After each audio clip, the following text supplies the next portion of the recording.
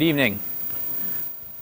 I'd like to call to order the meeting of the Wilson School Board for Tuesday, September 4th, 2018.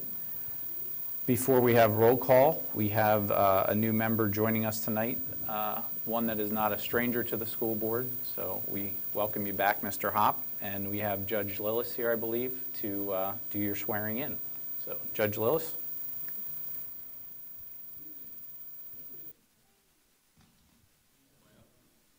Where would you? I was told by Edna there's a Bible. Okay. Stacy, come on. Thank you. Okay, you can hold that. Now we have the, well, okay. Repeat after me. I, State your name. Jason Hopp, Do solemnly swear do solemnly swear to support, obey, and defend to support, obey, and defend the Constitution of the United States the Constitution of the United States and of this Commonwealth, and of this Commonwealth, and to discharge the duties of school director with fidelity. and to discharge the duties of school director with fidelity. Congratulations. So help me God. Thank you. Thank you. Thank you.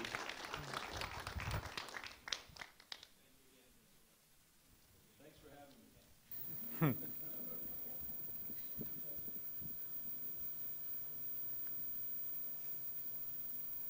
Okay, can we have roll call now, please? Mr. Case? Here. Mr. Ehrlich? Here. Mr. Hart? Here. Mr. Hopp? Here. Dr. Kennedy? Here. Mrs. Tucker? Here. Mr. Martin? Here. Mr. McGreevy? Here. Mr. Wolf? Here. 9 present, 0 absent. Thank you. Will we all rise for the pledge of the flag, please? I pledge allegiance to the flag of the United States of America and to the republic for which it stands, one nation, under God, indivisible, with liberty and justice for all.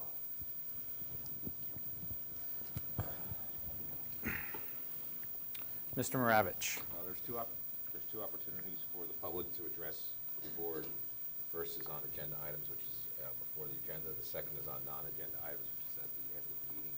Pursuant to board policy and the Sunshine Law, it is a 3-minute opportunity to provide the board with matters that are or may come before it. And I believe we only have on non-agenda. Yeah, non-agenda at the end. Okay. Under communications, we welcome a new student government representative tonight, Mr. Chris Russo. Chris, thank you for being here, and thank you for your service to the board and to your student body.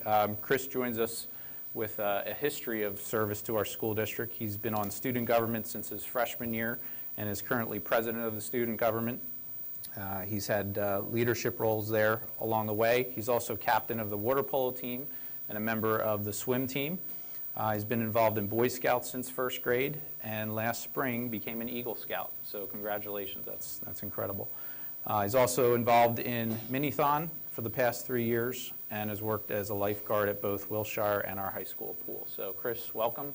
Anything you'd like to say that I missed with your introduction? No. Well, first I'd like to say hello, and my name is Chris Russo. I'll be a senior this fall, or I am a senior already. We started 4 days ago. But first I would like to thank Mr. Wolf for the kind introduction, and I would like to thank the school board for the opportunity to speak on Wilson students' behalf. Also, we'll start it off with the beginning of school. So last week, Wilson students returned to school. Freshmen were welcomed by over 104 Link Crew leaders. Link Crew leaders offer freshmen and new students guidance throughout the school year, and especially the first quarter as they get acclimated to high school. This Friday, Link Crew leaders will be holding a freshman tailgate with music, food, and games. Last week, despite a very rainy start, Wilson did defeat Governor Mifflin during our whiteout football game.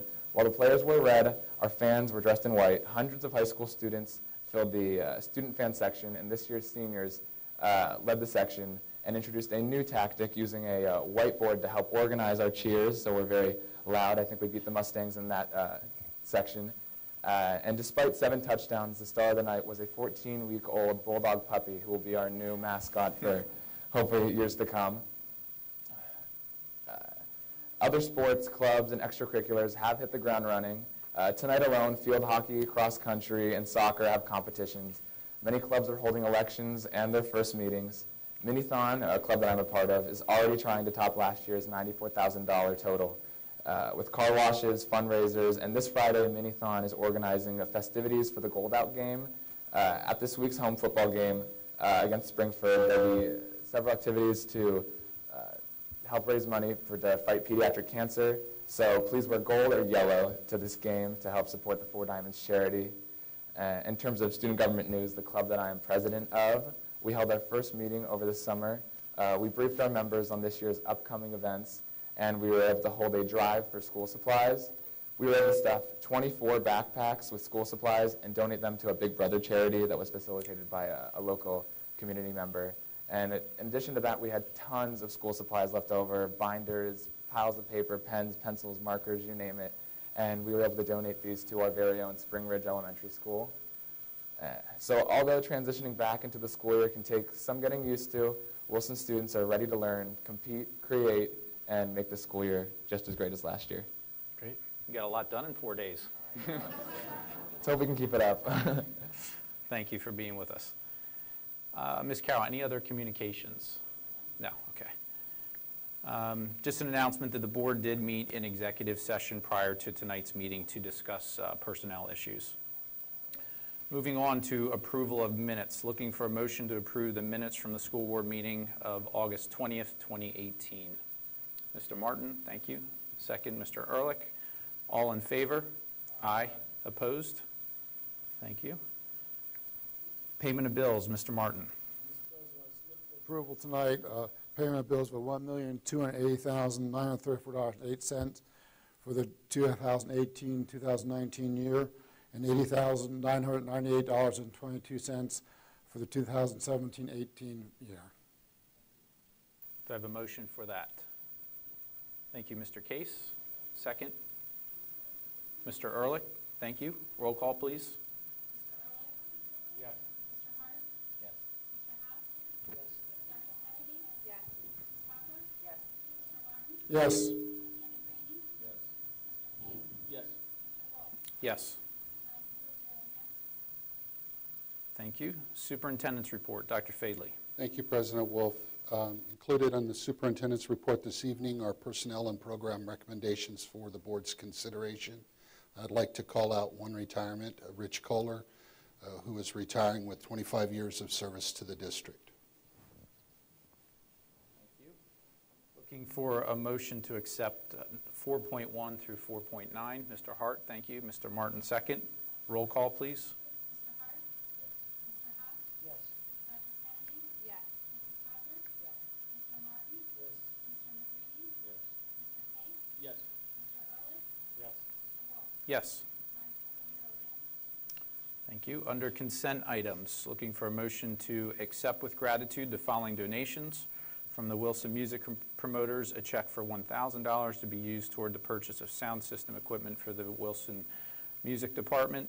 And from West Lawn Senior Citizens, a check for $100 in appreciation for the use of the parking lot. Do I have a motion for those two? Thank you, Mrs. Cocker. Second, Dr. Kennedy. All in favor? Aye. Opposed? Thank you. Under Human Resources, looking for a motion to approve the memorandum of agreement for the collective bargaining agreement. And looking for a motion to approve the stipend to be paid to Kevin Walker, HVAC lead, to monitor and improve the scope of work on all current maintenance projects with outside vendors from semester of the 2018-2019 school year in the amount of $10,000. Do I have a motion for those two items? Mr. Hart, thank you. Mr. Negrini.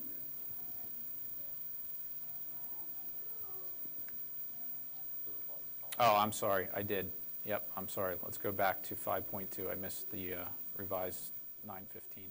So going back to consent items, looking for a motion to approve the revised policy 915 under booster organizations. Do I have a motion for that? Mr. Martin, Mrs. Cocker, second. Thank you. All in favor? Aye. Opposed?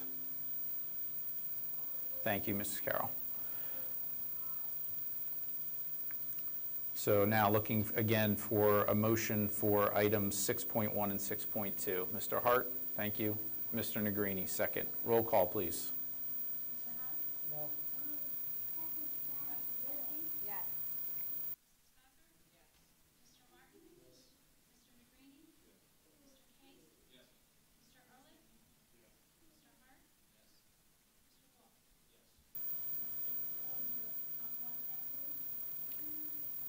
Moving on to pupil services. Looking for a motion to request permission to ratify a contract with Kid Peace National Centers Incorporated, private academic program to provide educational services for 2 special education students for the 2018-2019 school year at a per diem rate of $161.53 per student, subject to final solicitor negotiation and approval. Looking for a motion to approve the resolution approving the adopting of a student discipline waiver and consent agreement dated August 27th, 2018. Motion to approve to contract with New Story to provide education for 1 special education student at a cost of $299 per day for the 2018-2019 school year beginning August 23rd, 2018 until June 6th, 2019, subject to final solicitor negotiation and approval. Looking for a motion to request approval for students, for a student from Kutztown University to intern in the schools in special education from August 27th through December 14th, 2018. And looking for a motion to request permission to waive tuition for the following students as per Board Policy 202, eligibility of non-residents. It would be at Whitfield, 1 first-grade student from August 27th, 2018 until September 17th, 2018. Spring Ridge, 1 fifth-grade student from August 27th to September 19th. At Southern, 2 eighth-grade students from August 29th until September 21st. And also 1 12th-grade student, August 29th through September 21st, 2018. Do I have a motion for 7.1 through 7.5? Mr. Negrini, thank you. Second. Dr. Kennedy, roll call, please. Dr. Kennedy? Yes. Mrs. Cochran? Yes. Mr. Martin? Yes. Mr. Negrini? Yes. Mr. Case? Yes. Mr. Early? Yes. Mr. Hurd? Yes. Mr. Howe? Yes. Mr. Wolf? Yes. 9-4, 0 against. Moving on to policies, 8.1, looking for a motion to accept the final reading and adoption of the following policies: number 212, 213, 215, 216, 216.2, 221, 224, and 231 as attached. Do I have a motion for those? Mr. Case, thank you. Mrs. Cocker, thank you. Roll call, please.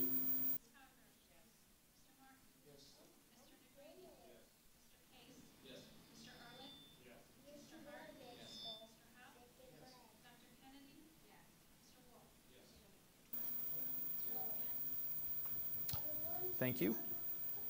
Moving into committee reports. Burke's Career Technology Center, Mr. Case. Yes, the Bctc Joint Operating Committee met on August 22nd, and the summary is that the comprehensive plan for 2018-2019 is posted on the Bctc website for public review, and that can be found. I'll put the link on the minutes for Wilson. 2018-2019 Bctc School Improvement Plan highlights are as follows. For this year, the Bctc is going to improve program and curriculum development, improve the instructional process, improve student services, improve school-wide operations management systems, school planning and assessment, and also improve the coordination and collaboration between Bctc and the broader community. There's a more detailed plan, but I just wanted to share the highlights. The Bctc board will be voting on that at the next meeting. Important dates for the future: college and career and parent conference nights for the East Campus is October 2nd, and for the West Campus is October 4th. So that's a good opportunity. Anyone who's not involved in Bctc, if you'd like to get to know a little bit more about the Bctc program, it's a good opportunity to go over to one of the schools and take a look. Also, the next Bctc Joint Operating Committee is September 26th at Bctc West. Much. Dr. Kenny, do you want to do both the IU and curriculum? Thank you. We have not had an IU meeting since our last school board meeting, but we did have a curriculum committee meeting on Tuesday, August 21st. We spoke about curriculum review, the curriculum review cycle. We talked about the upcoming subjects that are under curriculum review. We talked about some teacher professional development ideas. We talked about an initiative by our EL teachers to help our regular education teachers, help our English learners in their classroom. And one of the more important things that we talked about as far as parents that of elementary students that might be interested, we're having a new report card, and instead of doing quarters, we're going to do trimesters. And each of the elementary schools will have an open house. Dr. Flannery will be there, the principals will be there, and there will be a presentation on the brand new report card and how the trimesters are going to run. That information should be on the school's website. It's out on the Bulldog Blitz. All that information is out there as far as when these individual presentations will be, but we're encouraging all parents of all elementary school students to come to learn about the new report card at these meetings. Good. Much. Burke's EIT. Mrs. Schlossman, anything? Okay. Under extracurricular, finally have some records to report to. Our field hockey team is off to a great start. They had a big win, won 7-1 their first game against I believe it was a Warwick team that's usually a very strong team. So they are currently at 2-0. As you know, football brought back the Gursky-Lynn Trophy back to Wilson last weekend.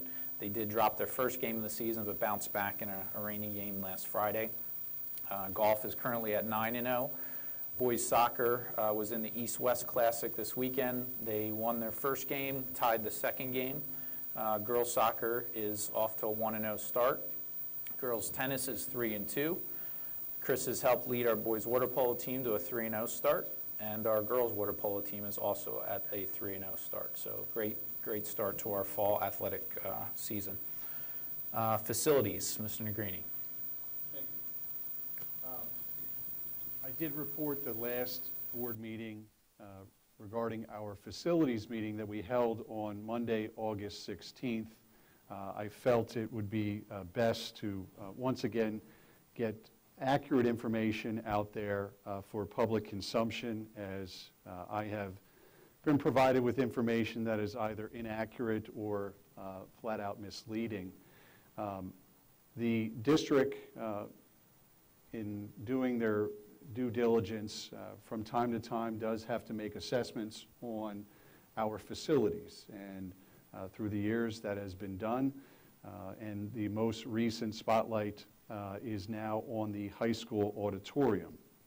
And in an effort to continue with our due diligence, we sought out Crabtree, Rohrbach and Associates, architects, to provide the district with several different options in terms of a potential renovation project of the auditorium.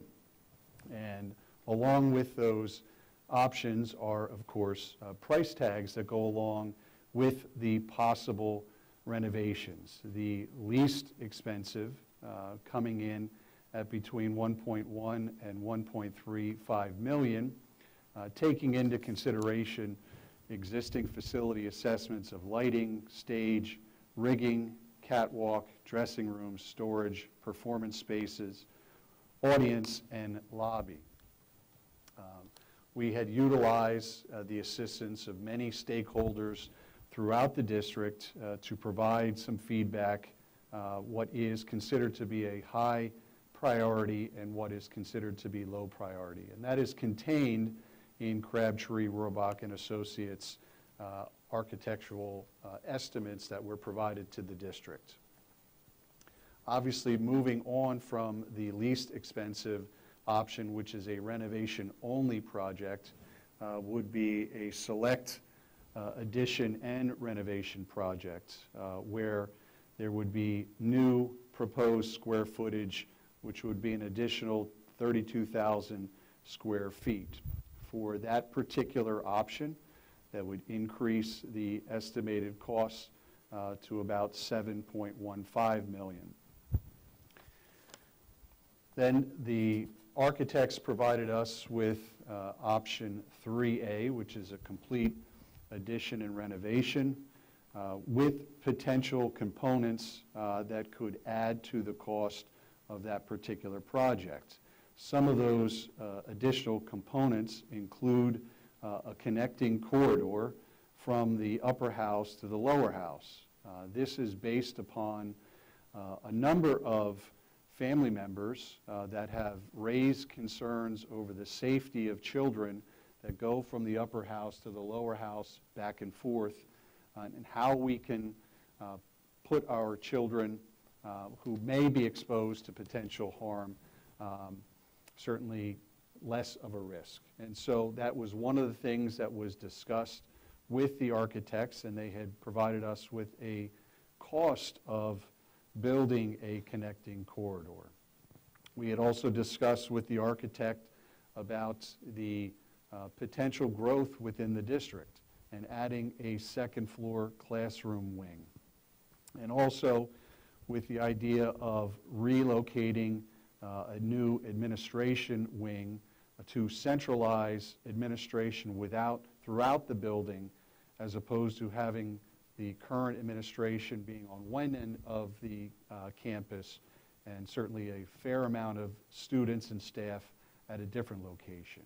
And these are all potential add-on costs that obviously increases the cost of this potential project.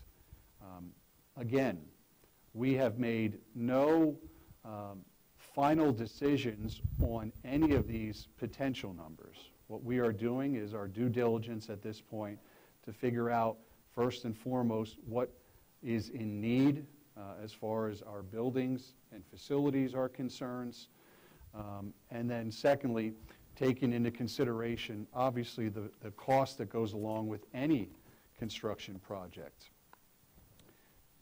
I have said at the facilities meeting on August 16th, and I said so again at our last board meeting, these 9 members that sit up here, along with the administration, welcomes input from all stakeholders as far as ideas, as far as reasoning for or against spending money and for what particular reasons. But it must be known that we are still in the preliminary stages of gathering information to make any type of informed decision on a potential project. As you should know, Wilson currently stands as the second lowest tax rate in the county, second only to Reading, which their funding formula is certainly significantly different than most of the schools throughout the Commonwealth. Certainly in the time that I have been a member of this board in the 8 years, we've taken very seriously the financial impact of any tax increase to the constituents of our district. Whether or not you have children that are in school currently, potentially will have children being educated through the halls of Wilson, or whether at some point you did have a child come through here and you are now in the twilight of your lives with empty nesters. We take into consideration certainly retirees. I can say comfortably that there are a few of us on this board that have family members that live in this community that are retired, that are on fixed incomes. And that is certainly a factor that comes into play with all of our decisions. I can certainly squash any rumors that this board or anyone associated with the district has discussed or considered spot assessments in order to fund any future projects. That has been going around social media as far as this potential project that the district has forthcoming potentially. So again, we welcome these particular discussions with the public by all means, but certainly at this point I need to make it clear, and the board needs to make it clear, that we have come to no conclusions whatsoever on whether or not to spend any money. So we are set to have our next facilities meeting on October the 8th. I welcome any member of the public to come in, listen, share ideas, and we will certainly keep everyone informed as this project develops. Thank you. Speaking to some of the current issues that we have with the current auditorium as far as some health and safety type issues, obviously capacity is something you touched on before, but I believe we have some actual code type issues with catwalks and things like that. Would you just kind of summarize some of that as to why we're looking at this? In terms of where we consider things to be high priority, and that would be anywhere between, on this particular architectural estimate, between the 8, 9, and 10, certainly rigging of height above the stage or stage depth is a concern. To the catwalk that goes above the stage is certainly a safety concern. The age of this particular auditorium, perhaps at the time, accommodated the needs of the district. It is certainly outgrown. The district has outgrown much of what is provided in that auditorium and the storage area associated with that auditorium. So certainly some of this does pertain to safety issues. Some of it pertains to essentially not being utilized to its full potential with the number of students that are coming in and out of that auditorium, utilizing that auditorium both during the school day and after the school day for their extracurriculars in the arts and music department. So again, this is not, just, to put together this shiny new stone for the district, that this is a practical needs assessment as well.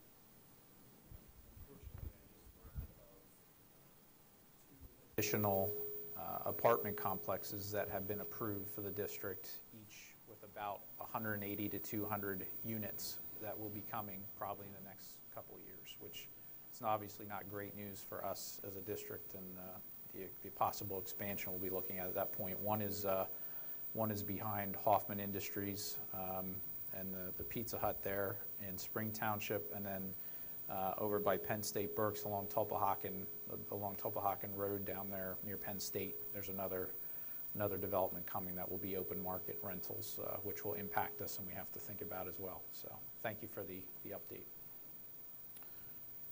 Finance, Mr. Ehrlich. We have not had a meeting. Since our last meeting, I just wanted to reiterate what Mr. Negrini said. Any expense for any renovation on the auditorium has not even been run through the finance area or the finance committee. So as Mr. Negrini said, this is early discussion, and there's been no pen to paper, so to speak, from a financial impact to the district because it's just way too early. That's my report. Thank you. HR, Mr. Hart. This meeting is next Wednesday, September 12th at noon in the HR office. Okay, thank you. Legislative, Mr. Martin. Not much. It's election year, so you're not going to see a lot between now and the election. Thank you. Public Relations, Ms. Troutman. Couple of items under public relations. So we kicked off the 2018-2019 school year with some great coverage in the Reading Eagle. Dr. Fadley's annual bus ride on the first day of school grabbed a front page photo and a story in the Burks and Beyond section of the paper on Tuesday, August 28th.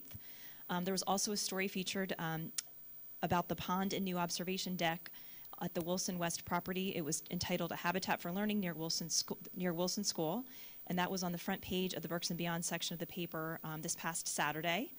And the article discussed the district and community support that has enabled the outdoor classroom space to become a reality, as well as the construction of the new observation deck, which was made possible with community donations from the Wilson Education Foundation, and volunteer support.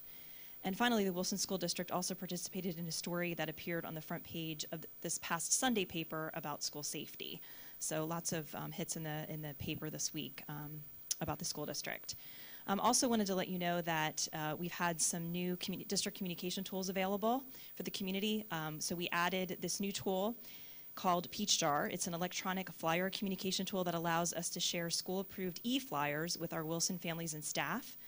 In the past, we only posted flyers to the community relations page on our website, or we had to print them out. So this system will email the flyers directly to families based on their preferences, and the information about this new system was posted to our district website, as well as parents received an email today talking about the new program.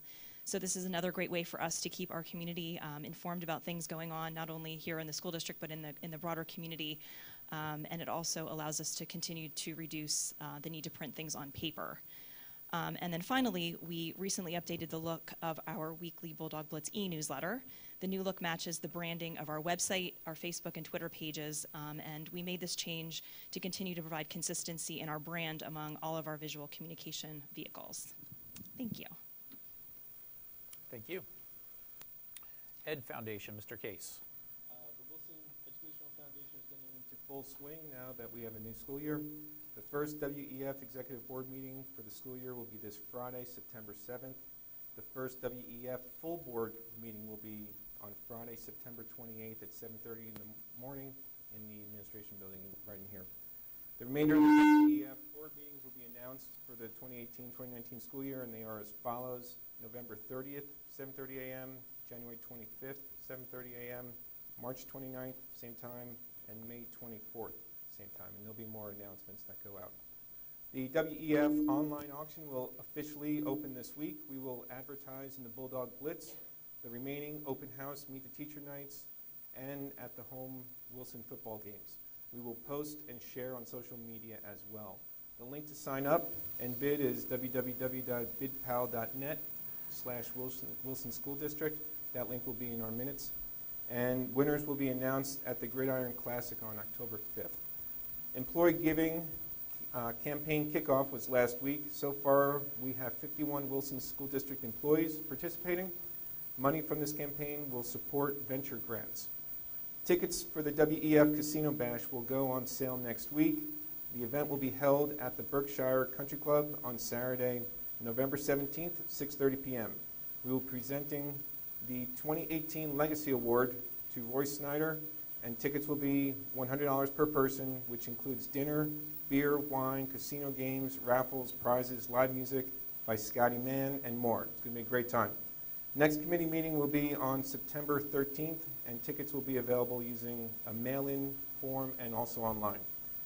Once our EITC, which is the Educational Improvement Tax Credit, renewal is received, we will be sending out letters to our donors and approaching possibly new donors for this year. It's a great program getting businesses involved with the WEF.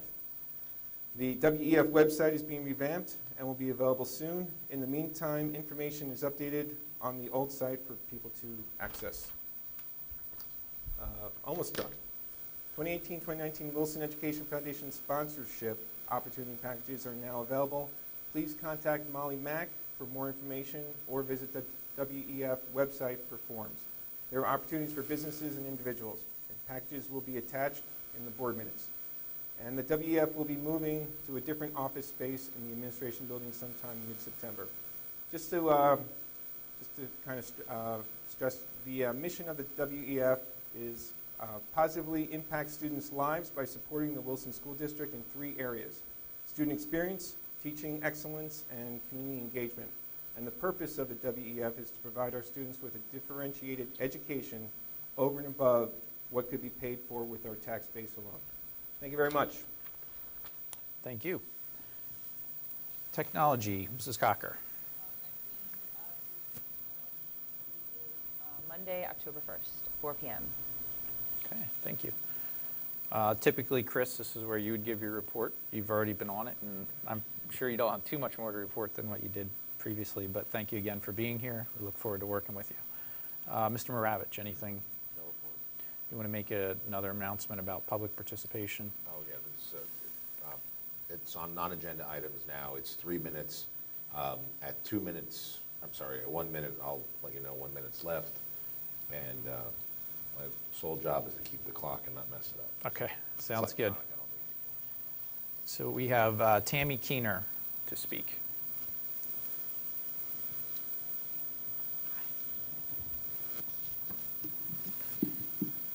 I am Tammy Keener, and I'm a longstanding resident of Sinking Spring and a stakeholder in the process of the Wilson School Board decision-making process.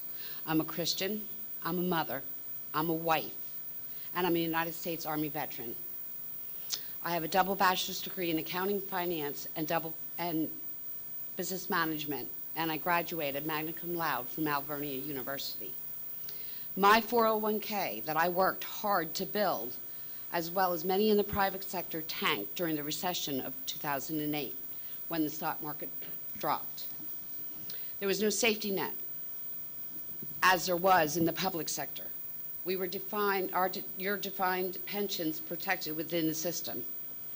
All of us had to pray that the market would come back, and so many significantly had to reduce their standard of living to ensure that their mortgage, property taxes, and just to put food on our tables. While I never had a child in the school district, I must pay this barbaric tax. Last November's election, we the people boldly stated we wanted something done about the tax that upholds our homes hostage. The results of the referendum in Berks County alone was 77 to 23% in favor of reform. These results clearly show that the people of PA are hurting. This was a homestead constitutional amendment. You as a school board should respect and vote not to raise millage or reassess our properties. There are 10,000 people in the state of Pennsylvania losing their homes via the school property tax. This above and beyond foreclosures. I ask you how it was possible for Exeter School District to not have their property tax raised at all this year. I ask you how Tulpehocken School District had a reduction in their school property tax the last 2 years. Yet Wilson School District, on the average of $27 a year rise just on my property, over the last 8 years, my property rose $215.24. That might not sound a lot to you people, but it does to my husband and I, who are on fixed incomes. I, as most everyone in this school district, do not find it necessary to build in upwards amount or spend an upwards amount of $2 to $27 million for a new auditorium. This will not add to the education of our children. You can easily take $300,000 to $400,000 and renovate a new video and audio system. Just the fact that you are considering this idea means that you completely ignored the constitutional amendment last year in November's election. This is why I work so hard for the passage of SB 76 to eliminate this barbaric tax, and have been for the last 5 years. We the people spoke loud and clear last year in the election to having something done with this ever-rising cost of school property tax. No tax should ever leave a person homeless. Thank you. Thank you.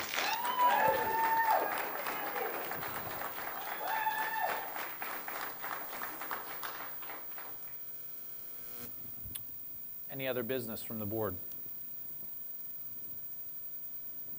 Okay. If not, looking for a motion to adjourn. Mr. Hopp, thank you. Mr. Hart, thank you. We're adjourned.